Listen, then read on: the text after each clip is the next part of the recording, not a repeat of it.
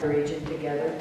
And the U.S. government, supports high-level dialogue, regional trade forums, vocational training, expand these people-to-people networks, which include expanding entrepreneurship, expanding business opportunities in the region, and continually and has successfully implemented a lot of USAID's projects. Recognition of the relationship, the partnership that we have with each other. To emerge that Things that they've done to implement.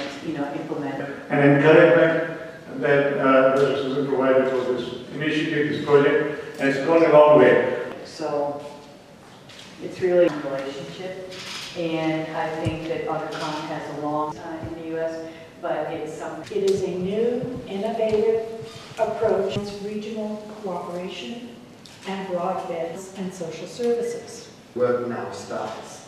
And thank you very much.